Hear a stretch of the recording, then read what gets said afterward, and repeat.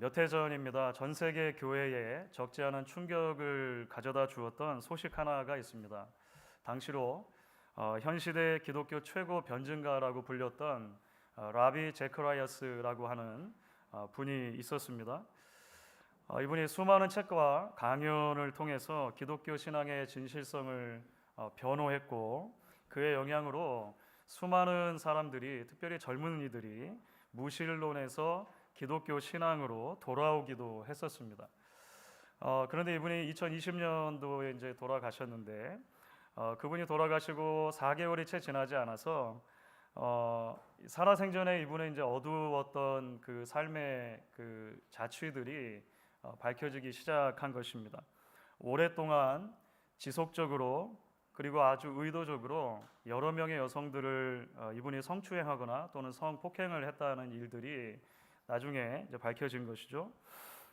그분이 설립한 이제 큰 그 단체가 있었습니다. 그래서 그 단체에서는 나중에 결국 그 사실을 인정하고 공식적인 사과를 했습니다만, 어쨌든 이 사건이 불러일으켰던 파장이 꽤 오랫동안 남아 있었습니다. 지금 시중에도 이분이 썼던 이제 책들은 여전히 많이 남아 있습니다. 사실 우리는 이런 종류의 소식을 종종 접하게 되는 것 같습니다.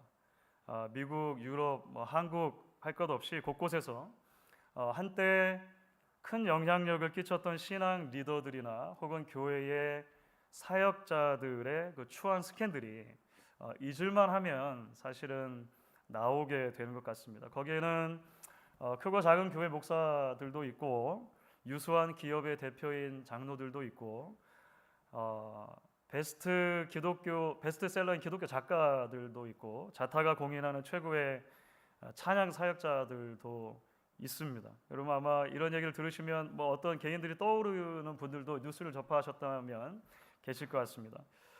아마 이런 뉴스들을 들을 때마다 우리가 비슷한 생각을 하게 되는 것 같습니다. 한편으로는 수채화 한 편을 잘 그리다가 마지막에 물통을 엎어서 이 수채화를 다 그림을 버려버리는 것처럼 그런 안타까운 마음이 들기도 할지 모르겠습니다.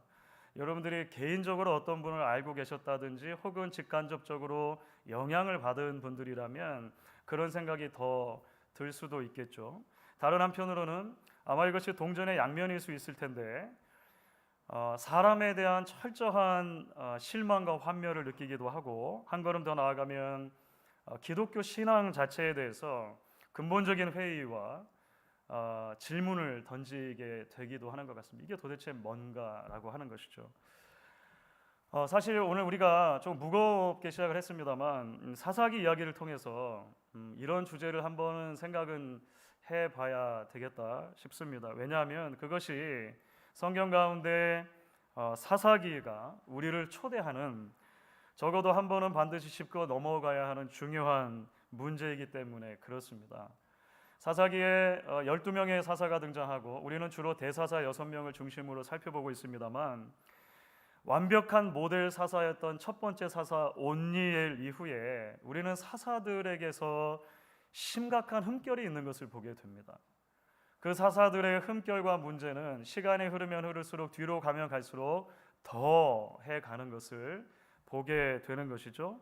하지만 하나님께서는 그런 그들을 사용하기를 주저하지 않으시고, 나아가 그들을 통해서 당신의 백성들을 구원해 주신다는 것입니다. 물론 말씀드렸던 것처럼 이 이면에는 하나님의 은혜라고 하는 개념이 있습니다. 하나님께서 그들을 어쨌든 사용하시는 것이죠. 그런데 우리는 점점 더 심각해지는 사사들의 모습을 보면서 자연스럽게 우리 안에 이런 질문들이 떠오르는 것을 막을 수는 없는 것 같아요. 어떻게 하나님께서 이렇게 엉망인 사람들을 계속해서 사용하시는가라고 하는 겁니다. 한 걸음 더 나아가면 하나님이 함께 하시는데, 하나님이 붙들어서 써주시는데 그의 인격이 전혀 변화되지 않는 게 정상인가? 라고 하는 질문을 던지게 됩니다. 하나님의 은혜만 믿는다면 그러면 우리는 사용받으면 그뿐이고 아무렇게나 살아도 되는가?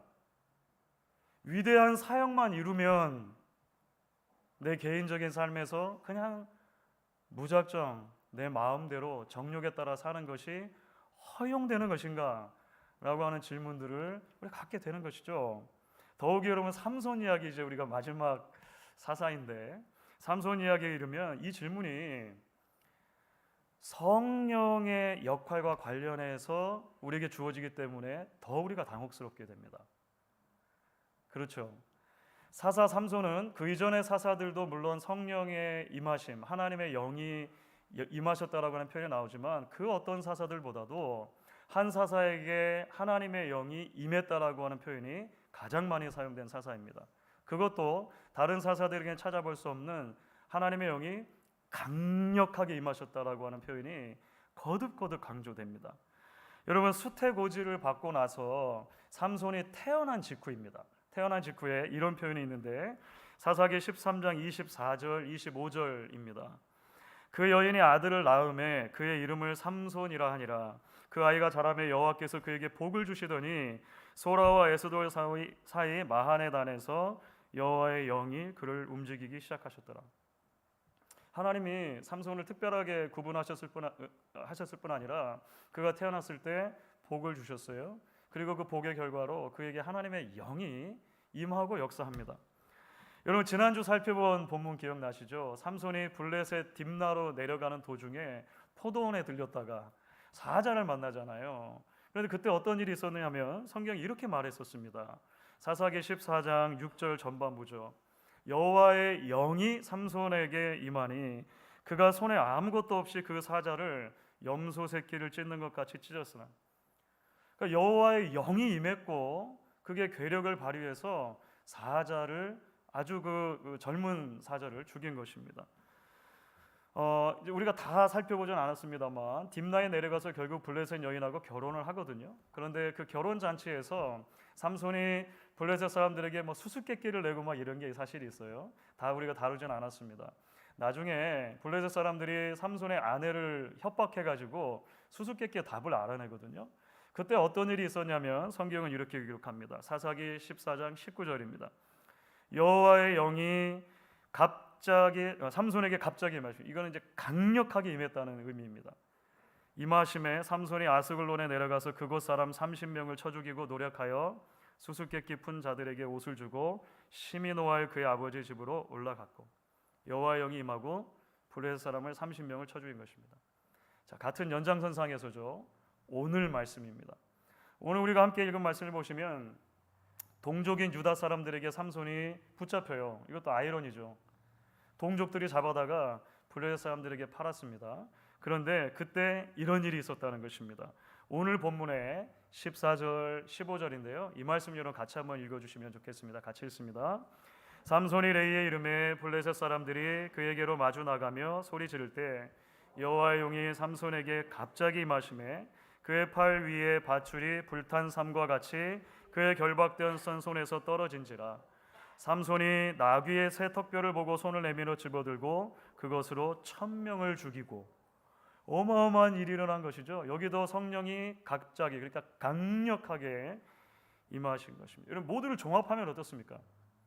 모두를 종합하면 언뜻 읽으면 삼손 이야기에서 삼손의 괴력과 구원 사역과 성령의 역할이 아주 밀접하게 관계된 것처럼 보인다는 것입니다. 다시 말하면 한 걸음 더 나가서 삼손의 삼손된 것이 성령의 역사하심으로, 하나님께서 그렇게 하심으로 된 것처럼 보이죠. 한 걸음을 더 나가면 삼손의 모든 일탈과 그의 모든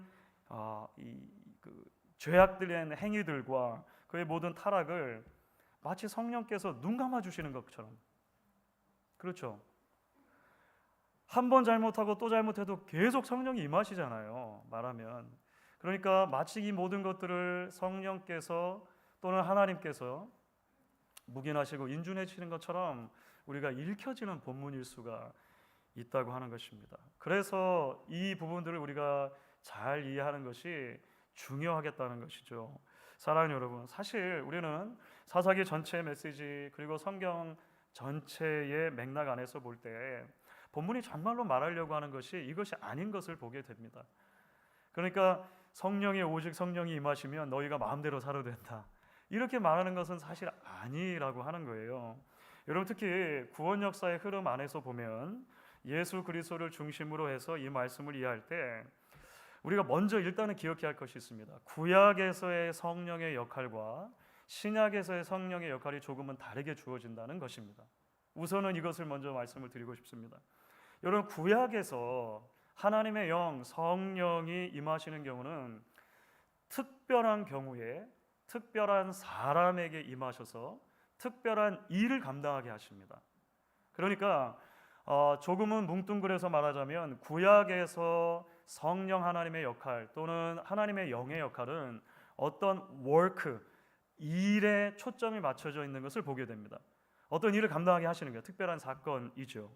그래서 구약에서 성령의 역할은 굳이 성령이 임한 사람의 인격이나 성품을 바꾸어 놓는 것과 연관은 되지 않습니다. 그럴 때가 많아요. 그래서 강조되는 개념이 있는데 그 강조되는 개념은 뭐냐면 하나님의 주도적인 사역입니다. 사람의 조건과 사람의 형편에 상관없이 하나님께서 주도적으로 누군가를 택하시고 사역하시고 하나님의 일을 이루어 가신다는 거예요. 그래서 은혜라고 하는 말을 계속 썼던 것입니다. 그렇죠. 이 안에 담겨있는 은혜입니다.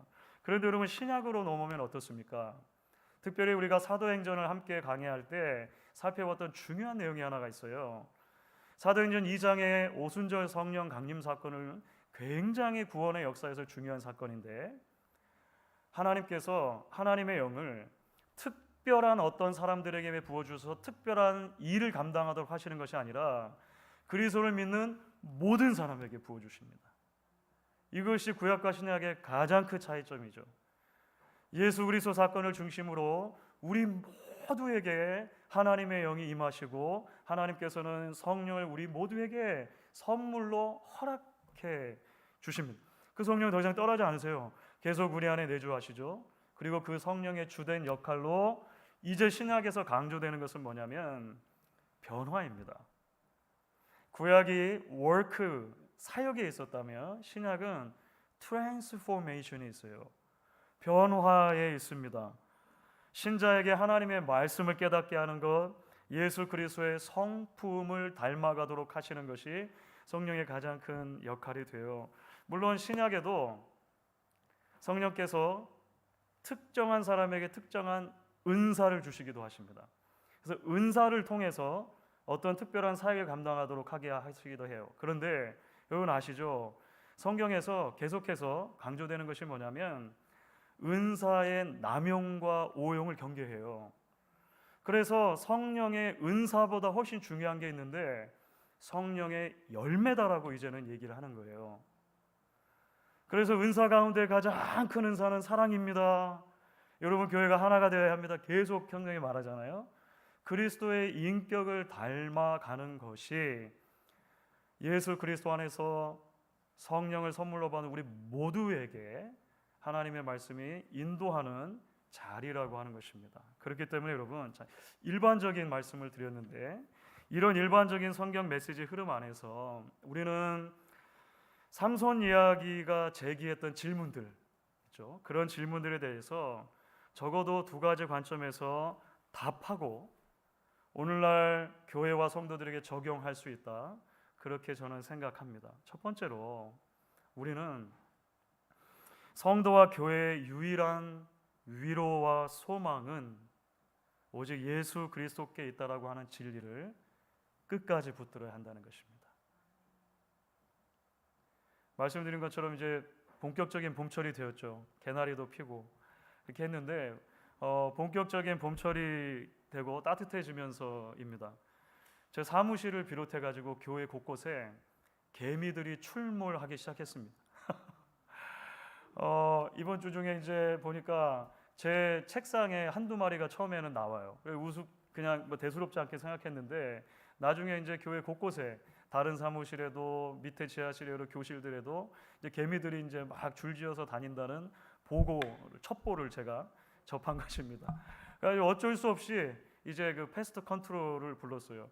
저희 교회는 사실 이제 컨트랙이 돼 있는 그 패스트 컨트롤 하는 분들이 있으시거든요. 그래서 뭐 분기마다 한 번씩 나오셔서 주덕 같은 것도 봐주고 이렇게 해요. 불렀더니 금방 사람이 나왔습니다. 그리고 교회 안팎에 이제 중요한 곳곳에 아주 강력한 살충제를 이제 쫙 뿌리고, 물론 사람에게 무해한 살충제를 쫙 뿌리고 왔습니다. 그래서 그 패스트 컨트롤 직원이 이제 가면서 저에게 이렇게 얘기하는 거예요. 목사님, 뭐 약을 뿌렸으니까 이제 다 끝났습니다. Everything is okay. 더 이상 아무 걱정 안 하셔도 돼요. 이렇게 말하고 갔어요. 그런데 생각해 보니까 작년에도 그랬습니다. 재작년에도 그랬습니다. 하여간 해마다 때가 되면 어김없이 개미가 나오고요. 해마다 때가 되면 어김없이 사람을 불러서 처리를 해야 돼요. 이런 거 패스트 컨트롤에서 나오는 사람들 그 다른 이름으로 부를 때 혹시 어떻게 부르는지 아시죠? 엑스터미네이터라는 말 들어보셨죠? 엑스터미네이터. 엑스터미네이트 한다는 말은요, 박멸시킨다, 전멸시킨다 이런 말이에요. 그렇죠? 해충 박멸 전문가. 그런데 여러분들 아마 경험하셨을 텐데, 제가 지금까지 경험했던 게 그 어느 한 번도 그 엑스터미네이터가 나와서 이게 간 뒤에 전멸되었던 적이 한 번도 없습니다. 엑스터미네이터 이름을 바꿔야 되지 않는가, 이런 심각한 고민을 하는 거죠. 제가 왜 갑자기 이런 얘기를 드리냐면요, 여러분 아십니까? 우리 안에 있는 죄성도 그렇습니다. 우리 안에 죄성도, 여러분 죽은 것 같은데 살펴보면 더 살아 있어요. 없어진 것 같은데 조금 지나면 더 나타나고 그렇습니다. 그래서 완벽한 사람은 없는 거예요. 완전한 사람은 없는 것입니다. 그래서 성경은 우리에게 끊임없이 사람을 사랑하라 말하지만 사람을 의지하라 말하진 않아요. 다름을 용납하고 포용하라 말하지만 사람을 절대적으로 신뢰하라고 말하진 않습니다. 그래서 교회는 우리 안에 사랑 없는 것을 조심해야 하는 만큼 한 개인이 절대적으로 추앙받거나 신격화되는 것도 조심하고 경계해야 하는 것입니다. 16세기 위대한 종교 개혁 이후에 그 신앙 고백이라고 할 수 있는 하이델베르크 요리 문답이 있습니다. 웨스트민스터 신앙 고백보다 조금 더 전에 생겼어요. 하이델베르크 요리 문답의 1번은 문제가 이렇습니다. 살아서나 죽어서나 당신의 유일한 위로는 무엇입니까? 이렇게 물어요. 그리고 나서 답을 하는데 그 전반부가 이렇게 답이 되어 있습니다. 살아서나 죽어서나 나는 나의 것이 아니요 몸도 영혼도 나의 신실한 구주 예수 그리스도의 것입니다. 그리스도께서는 그의 보혈로 나의 모든 죄값을 완전히 치르고 나를 마귀의 손에서, 마귀의 모든 권세에서 해방하셨습니다. 그렇습니다, 여러분. 소망 없는 죄인이 치러야 할 죄값을 자신의 보혈로 대신 치러주시고 구원해 주신 바로 그 예수님이 우리의 유일한 위로이고 소망입니다. 교회의 유일한 위로이고 소망입니다. 여러분, 장로교 정치 체제가 개교의 레벨로 적용될 때 장로교 정치 체제에서 개교의 적용의 가장 중요한 핵심 중에 하나는 복수 리더십입니다. 복수 리더십. 그 근본적인 이유가 바로 여기에 있는 것이죠. 여러분, 교회는 목사 한 사람이 방향타를 치고 움직이는 배가 아닙니다. 절대 아닙니다. 그 방향타를 어느 한 장로님이나 권사님이나 집사님이 쥐는 것 아니죠. 교회의 선장은 오직 그리스도이십니다. 교회를 섬기는 복수 리더십은 우리가 가는 길이 그 선장 되신 주님의 인도함을 잘 반영하고 있는지 섬세한 마음으로 살피고 지혜로운 손길로 돌보는 자리로 부름을 받은 것입니다. 누구도 완전하지 않기 때문에 복수 리더십이 필요한 것입니다. 그래서 서로가 완전한 존재가 아님을 인정하며 장점은 세워주고 약점은 보완하고 보듬으면서 그리스도의 몸을 이루어 가도록 부름받은 것입니다. 여러분, 삼손을 보십시오. 삼손의 가장 큰 문제가 뭔지 아십니까? 혼자입니다. 삼손은 처음부터 끝까지 항상 혼자입니다. 어떤 주석가가 이 삼손을 나 홀로 영웅이라고 표현해요. Lone Ranger Hero. 나 홀로 영웅. 여러분, 삼손을 보시면요, 혼자 성령 받고 혼자 블레셋하고 싸우고 혼자 복수합니다. 삼손은 그 누구의 말도 듣지 않아요. 부모의 말도 듣지 않잖아요. 누구의 말도 듣지 않아요. 그 누구와도 협력하지 않습니다. 이 다른 사사들하고 굉장히 차별되는 부분인데, 다른 사사들은 적어도 처음에는 자기가 혼자 싸움을 하더라도 나중에는 전부 다 지파들을 불러 모아요. 지금까지 모든 사사는 그랬습니다. 그런데 삼손은 아니에요. 끝까지 혼자입니다. 그에게는 삶을 나눌 친구가 없어요. 블레셋 친구들도 배신하죠. 그 인생에 몇 명의 여인이 있었는데 모두 다 배신합니다. 그의 믿음과 삶을 점검하고 책임을 나눌 수 있는 동료 그룹이 없는 거예요. 이게 미국 문화에서 accountability 그룹이라고 하죠. 삼손은 그런 게 없어요. 주 안에 사랑하는 여러분, 성도와 교회의 유일한 소망이 오직 예수 그리스도라고 하는 고백은 단지 그냥 고백으로 끝나서만은 안 되는 것이죠. 예수만이 우리의 참된 소망이라고 하는 고백 안에는 매일매일 우리의 죄성과 약함에 대한 철저한 인식, 통렬한 회개가 포함되어야 하는 것입니다. 내 안에 조금이라도 으쓱해지려고 하는 마음, 헛된 영광을 향한 미혹이 있을 때마다 복음을 들어야 하는 것입니다. 내 이 죄 때문에 예수 그리스도께서 십자가 지셨음을 기억하고, 오늘 우리 찬양대가 찬양해 주신 것처럼 주의 그 피 묻은 십자가가 우리의 유일한 소망이라고 고백해야 하는 것이죠. 우리 직분과 연륜과 섬김의 자리의 종류에 상관없이 우리 모두가 다 서로 돌아보아 사랑과 선행을 격려하는 자리로 부름받았다는 것을 기억해야 하는 것입니다. 저도 마찬가지고 여러분도 마찬가지이십니다. 그렇기 때문에 여러분, 우리는 이제 한 걸음 더 나가서 오늘 말씀의 두 번째 적용점을 이야기할 수 있습니다. 그것은 우리가 매일매일 그리스도를 닮아가는 참 성도로 부름받았다고 하는 사실을 우리가 끝까지 붙들어야 한다는 것입니다.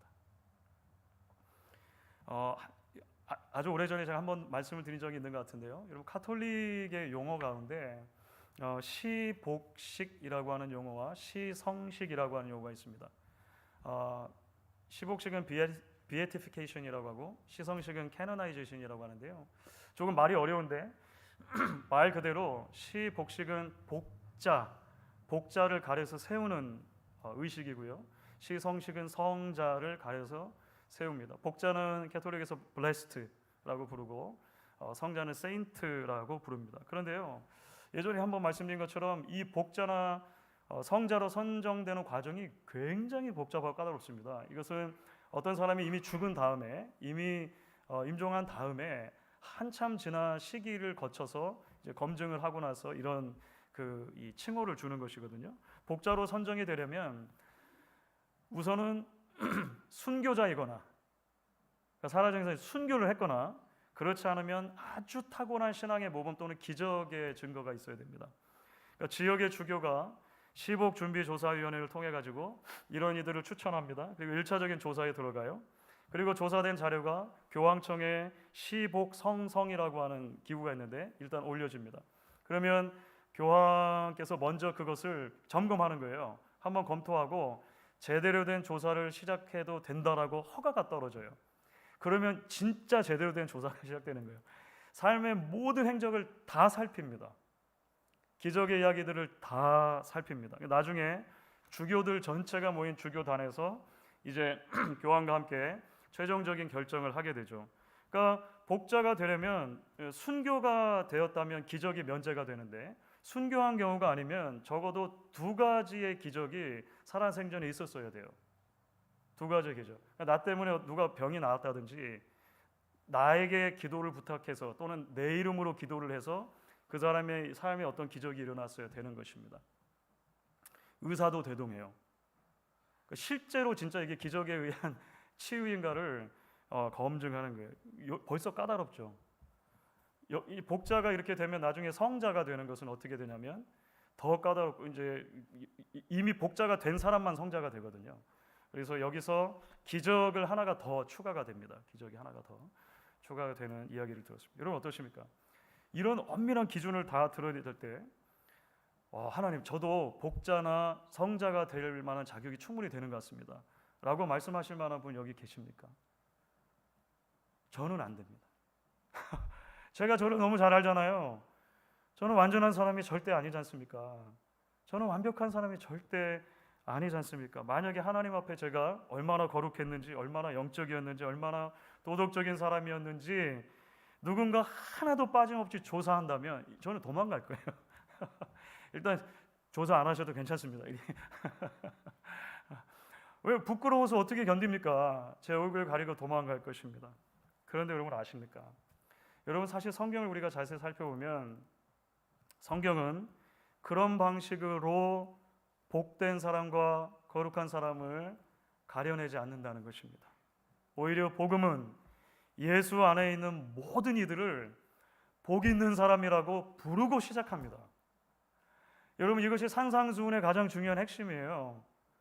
복 있는 사람은 이라고 먼저 선포해 놓고 하나님 나라의 자녀는 이러한 열매를 맺는 게 합당하다라고 말하는 것뿐이에요. 하나님이 예수의 피를 통해 구원해 주신 모든 사람들을 성경은 성도라고 불러요. 성도. 성도를 영어로 하면 세인트입니다. 세인트.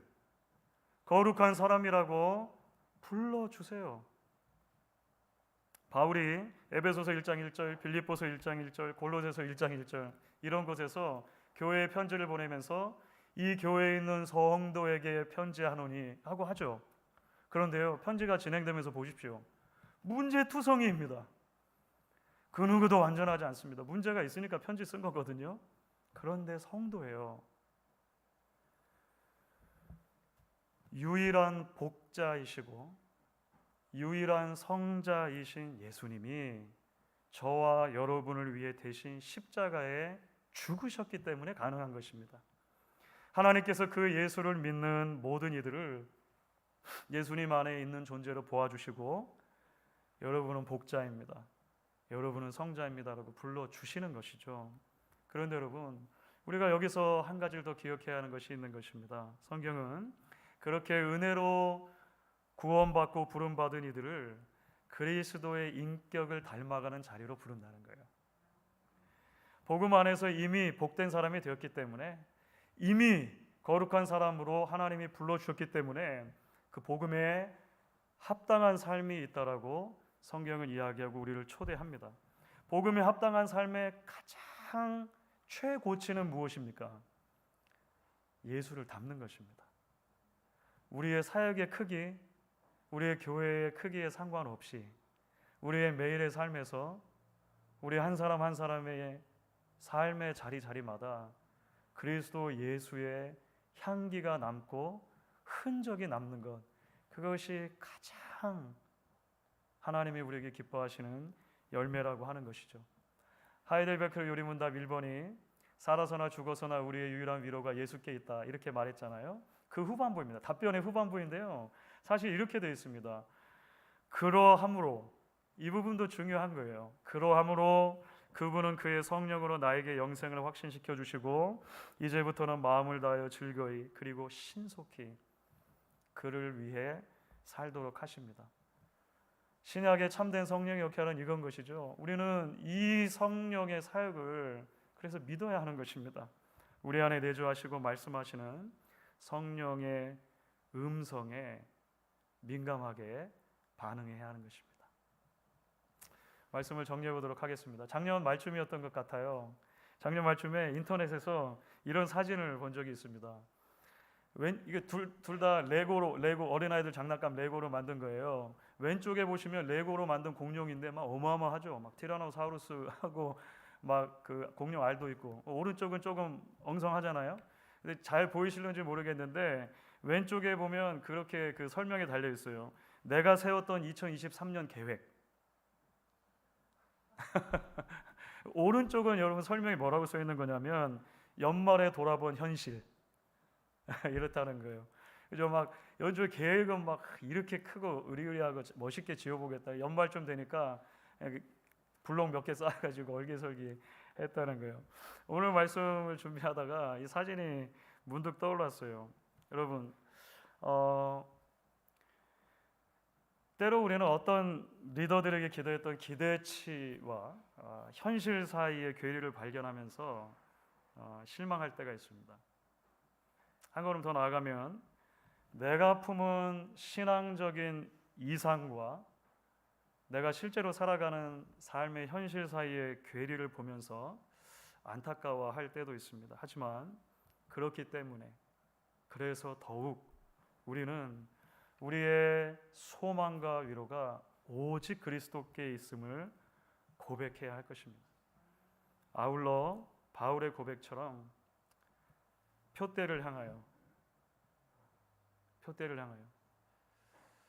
주님 앞에 부름받는 그날까지 험한 십자가를 붙들고 하나님이 위에서 부르신 부름의 상을 위해 달려가야 하는 것이죠.